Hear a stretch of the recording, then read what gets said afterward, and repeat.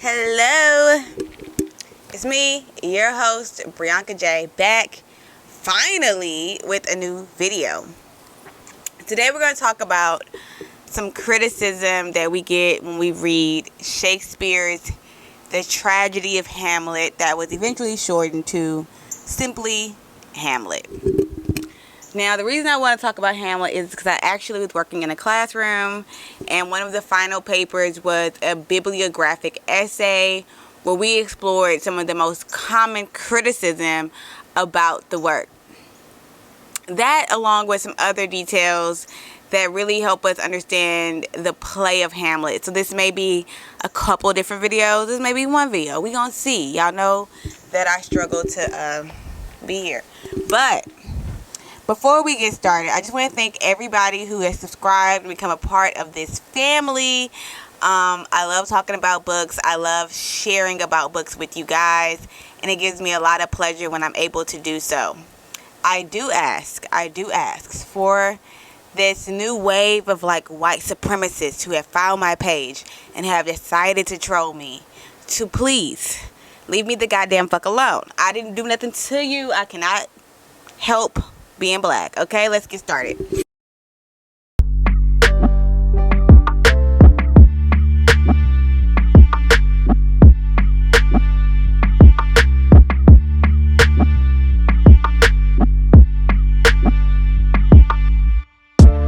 Hamlet is the Tragedy of Hamlet, the Prince of Denmark, or just Hamlet, was written sometime between 1599 and 1601. It is Shakespeare's longest play. He has almost 30,000 words here. And if you know anything about Shakespeare, much of them are anxious soliloquies by the main character himself. So the Tragedy of Hamlet has remained Shakespeare's best known work, most imitated and most analyzed play. Throughout time, scholars have applied various critical lenses to better understand the work, whether it be religious, feminist, historical, or psychological approaches, each lending its own insight to a complicated piece of writing, right? However, one consistent theme remains throughout the work, and it's always explored, and that is performance versus reality.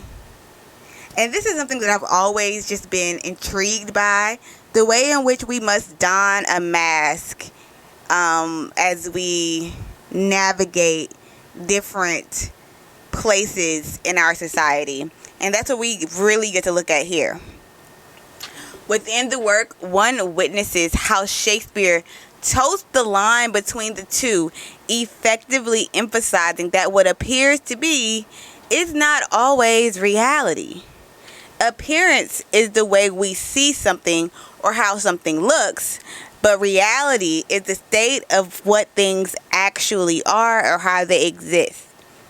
Scholars have been fascinated with this disparity between what things seem to be and the reality of what things are, and it is the principal concern of the play. The theme itself presents a twisted idea. I'm sorry, I have to keep looking this way because my laptop's here. The theme presents a twisted idea that nothing is what it seems. In Shakespeare's world, nothing and no one can be trusted. Not the words one says or the costumes they don.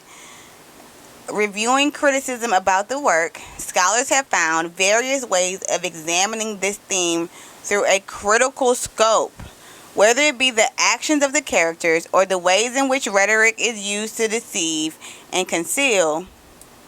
In this essay, we are going to see the various viewpoints of several different scholars, each of which sharing a unique insight into the theme of appearance versus reality and its function throughout the work. So let's start off with George Richard Hibbert. He's a literary critic who published Shakespeare's Hamlet in 2008. He offers his reflections of the work in the foreword. Hibbert argues that the work of the Tragedy of Hamlet presents the idea of acting more than once in order to reflect the many ways that the line between reality and art can become blurred. Hamlet himself adopts the persona of madness. He warns his friends that he is going to play the role of a clown or a performer who plays the roles of a grotesque and hopes to receive freedom of speech. Hamlet realizes that a fool or a lunatic has no barriers on what they may say. However, scholars often question whether his actions were truly a performance, or if Hamlet had transitioned from the state of acting to the state of reality, being cloaked in madness. As the play progresses, the reader only becomes more confused. Hamlet's actions become more questionable, from seeing ghosts, threatening his mother, and jumping into grave. Readers struggle to separate reality from the appearance. One is not sure if a role is being played or not. This is something that is very interesting. Another writer, Glendora Plath, says, and if I get cut off, guys, I'll be back with a new video. Just give me a second. Writer of Illusion versus Reality in the Tragedy of Hamlet further discourse in her work, where she argues, by using certain dramatic devices, his knowledge of the 16th century belief in the hierarchical system and humanism, as well as in his characterization, especially of Hamlet, that Shakespeare reveals that the problem of reality is central to the play. The Tragedy of Hamlet, within the article, Plath works to prove that there is a distinct difference in the performance of reality and reality. Truth and the limits of humanity were a difficult reality for Hamlet to accept, causing him to view individuals as static characters rather than the more complicated view of humankind. The hopeful scholar Hamlet could not accept the truth and instead opted for characterizations of self and others. Where Hamlet, Gertrude, and Claudius down roles of madman, lustful queen, and vengeful king. However, these roles are only illusions and the surface level reflections of their deeper natures. However, because these performative roles are easier to digest in static form, Hamlet rarely accepts them in an effort to avoid more complicated realities. They too become performers on a world stage. Okay, so hopefully I can fit in a third viewpoint from a different critic before my camera goes off, but then I'll be back with a part 2, so stay around. Okay, so in the third critic, his name is Michael Freeman. So, this theme of theatrical reality, a blurred view of reality and illusion, is further identified in the use of language throughout the work. Michael Freeman, a scholar who writes law and language, current legal issues, illustrates the ways in which the use of language is a performance act as well. Freeman argues that diction within Shakespeare's The Tragedy of Hamlet acts central to law's specific mode of exercising power, and as a means by which law's show of justice works to hide the manipulation of power. The use of language is a performance. This is a theme Shakespeare has previously explored in other works, but in The Tragedy of Hamlet, this issue plays out in curious ways. The medieval Shakespearean political drama has worn thinner, allowing Shakespeare to show how one can utilize duplicitous language in more overtly modern ways. Or in other words, it allows for the exploration of Foucauldian surveillance state. It extends beyond the conventionally legal or political, encompassing the play's familiar existential crises. In Shakespeare's The Tragedy of Hamlet, what is said is merely a performance to hide the true actions and motives of the players. Even in terms of love and romance within the work, Hamlet loves Ophelia in performative ways, but Hamlet's actions are void. His love is only evident in his words, which often position himself as scripted vows of love rather than true emotion. To onlookers, the question is raised whether Hamlet loves her at all. And Lauren Simons addresses the issue in her article, Noble Minds and Femmes, The Tragic Romance of Hamlet and Ophelia, who effectively argues that Hamlet displays his love like a player in a theater. It is lofty and ideal, but often devoid of real-world practicality. For instance, Hamlet says, after struggling with Laertes in a grave meant for Ophelia, this illustrates Hamlet's love for Ophelia is if in truth that sentimentally leads to no action on Hamlet's part. His love is lofty but without substance, mere words on a stage recited by an actor. Okay.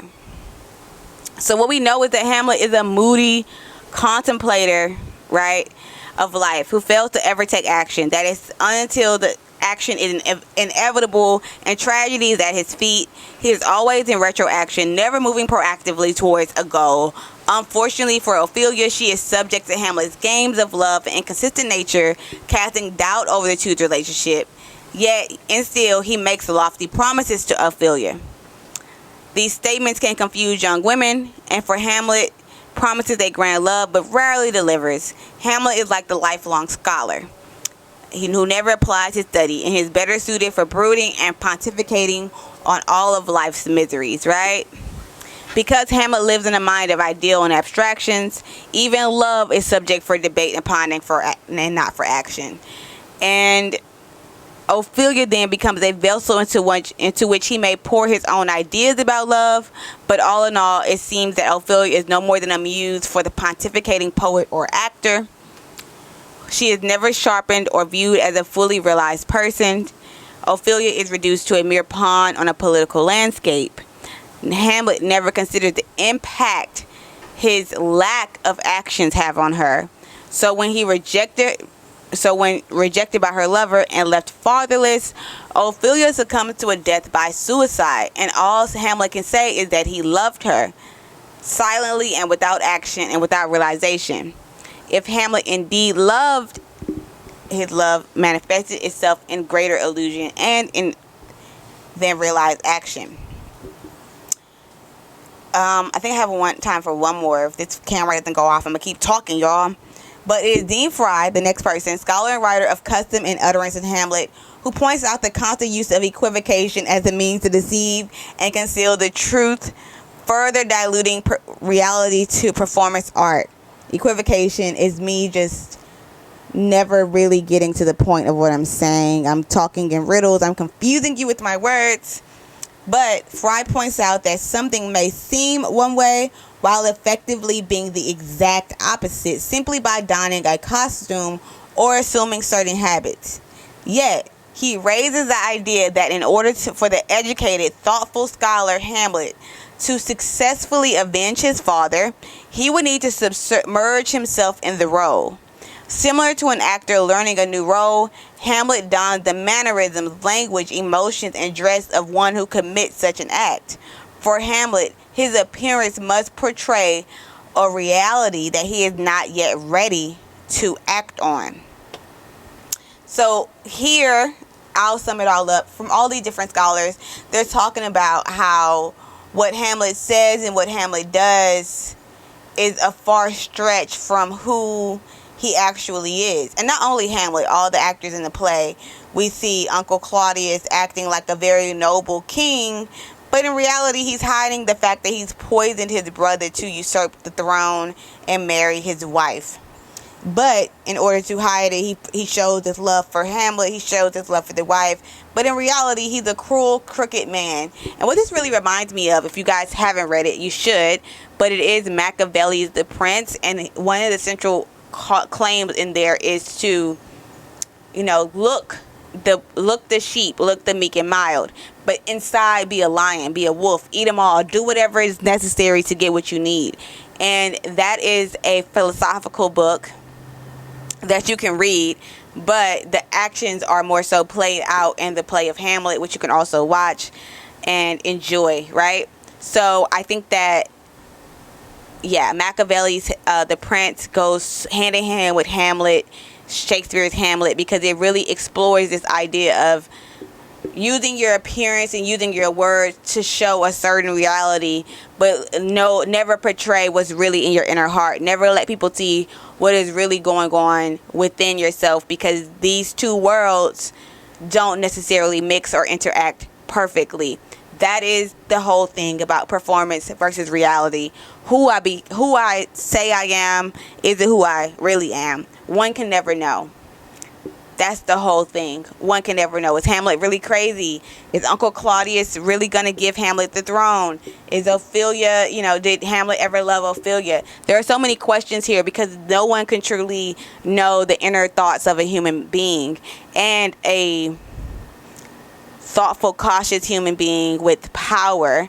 People with power tend to know how to utilize their words to sway and to conceal and to deceive. And not only their words, how you wear your hair, how you wear your clothing, who you are seen with, who you're not seen with. All of these things allow you to create a false reality. And in 1599, this was a thing, but it's still a thing today, because if you get on social media now, you can become any person you want, especially people that niche down and they're social media coaches. Of course, they're also mothers and their sisters and their fathers, and they have all of these other parts of themselves, but they're only going to show you this one side because that's the most profitable side to show you on social media. You have local rappers who never tell you that they work at Chipotle on the second shift every, Tuesday, Wednesday, and Thursday, because that wouldn't work for the reality in which they want you to consume and believe in. And that's just what it is. So, performance versus reality. Love to hear your thoughts about it in the comments. Also, be nice in my comments. I am only one person, and I'm tired of deleting some of the racist stuff that you guys are saying. It is not okay. Most of you guys would never. You love me and I love you too. But some of the newer people who have shown up to show out understand that I don't find it funny. Still, I love you. Still, I cherish you. But grow up, okay? Okay. Yeah, so I'll be trying to be here more often with more videos. It's been on my heart, it's been on my mind, and I've seen the comments, I've seen everything. I'm still here with you, and I love being here. So thank you for watching. Check out my description box below. I have a ton of stuff in there for you guys, and I think I'm going to even publish this paper, this bibliographic essay, as a link, so I'll put it in the description box and you can check it out too. I think that's all I have for you guys. I've been reading some leadership books that I'll share and talk about with you. I've been reading some money books that I'll share and talk about with you. And then, of course, you can recommend me some new stuff to talk about and read with you too. I love it. I do. So never stop thinking about me. Never stop believing in me. And I'll never stop thinking about you. And I'll see you guys soon. Toodaloo.